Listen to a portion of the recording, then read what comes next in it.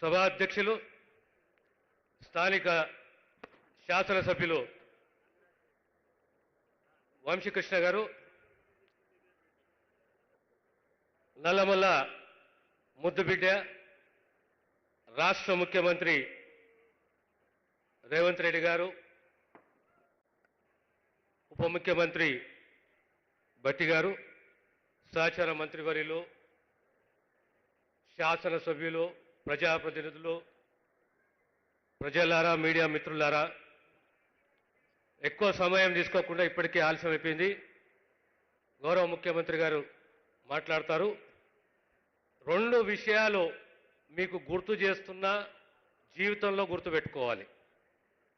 భూమికి సంబంధించి, దళితులకు సంబంధించి, ఆదివాసులకు సంబంధించి ఎప్పుడైనా ఒకే ఒక పార్టీ కాంగ్రెస్ పార్టీ.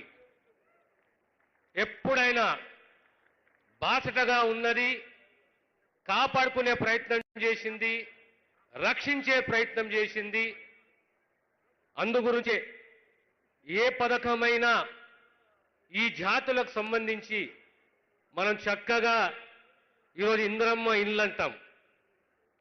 అదే రకంగా ఇందిరా సౌర గిరిజల వికాసం ఈ అటవీ ప్రాంతాన్ని, యావత్ భారతదేశంలో ఉన్న ఆదివాసులని, వారి యొక్క ఆస్తులని, వారి యొక్క హక్కులని పరిరక్షించింది కేవలం ఒక్క కాంగ్రెస్ ప్రభుత్వం, కేంద్రంలోనే కాంగ్రెస్ పార్టీయే.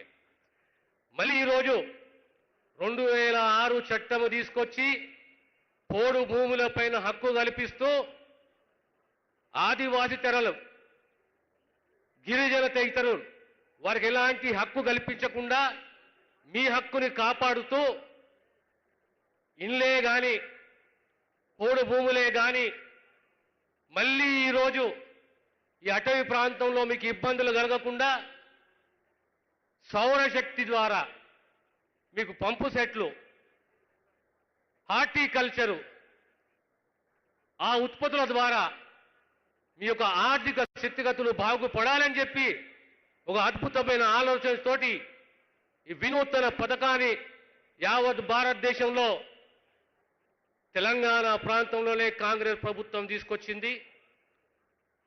ఈ ప్రభుత్వము మీ ప్రభుత్వము.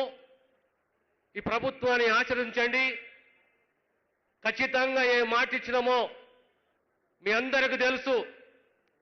25 లక్షల ఎకరాల భూ పంపకము ఆనాడు ఇందిరమ్మ హయాంలో కాంగ్రెస్ పార్టీ పేదవాళ్లకు భూ పంపకం చేసింది. దానిపైన హక్కు కల్పించింది. తెలంగాణ పోరాటం, తెలంగాణ ప్రజల పోరాటం గతంలో ఎప్పుడైనా భూ హక్కులపైనే పోరాటం. తెలంగాణను ఇచ్చింది కాంగ్రెస్ పార్టీ.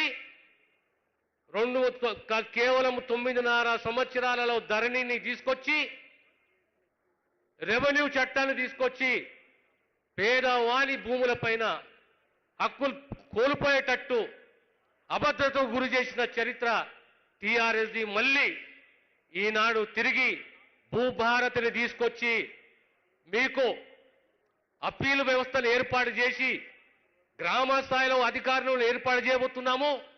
దాని ద్వారా పేదవానికి ఎలాంటి ఇబ్బంది కలగకుండా మీ భూములను పరిరక్షించే దిశగా ఈ భూభారతి చట్టాన్ని తీసుకురావడం జరిగింది. అదే రకంగా దళితులకు సంబంధించి గత 30 సంవత్సరాల నుంచి వర్గీకరణ కావాలంటే ఈ కులాలకు వ్యతిరేకం కాదు. ఈ 5 దళితులలో, ఎస్సీలలో సమన్యాయము, సమధర్మము, సామాజిక న్యాయం ఉండాలనే ఉద్దేశంతో ఈరోజు మొదటిసారి గత సుప్రీంకోర్టు తీర్పు వచ్చిన తర్వాత తెలంగాణ రాష్ట్రము మొదటి రాష్ట్రము వర్గీకరణ చేసిన చరిత్ర కాంగ్రెస్ ప్రభుత్వానిది. ఇలా పేదవానికి సన్నబియ్యం ఇస్తున్న చరిత్ర కూడా కాంగ్రెస్ ప్రభుత్వాన్ని. చెప్పుకుంటూ పోతే అనేక పథకాలు ఉన్నాయి. కనుక కాంగ్రెస్ ప్రభుత్వము, కాంగ్రెస్ పార్టీ అంటే పేదవాని బాసటగా ఉండే పార్టీ. అందుగురించి ప్రతిసారి మన పెద్దలే కానీ, మనమే కానీ ఇందిరమ్మని ఎప్పుడు మర్చిపోకూడదు. మళ్ళీ ఈ పథకం కూడా ఇందిరమ్మ పేరు మీద అందిస్తున్నాము. ఈ పథకం విజయవంతంగా ముందుకు సాగుతుంది. మీ అందరి సహకారము, ఆశీస్సులు ఉండాలని తెలియజేస్తూ నేను సెలవు తీసుకుంటాను. ధన వనరులను, ఇంధన వనరులను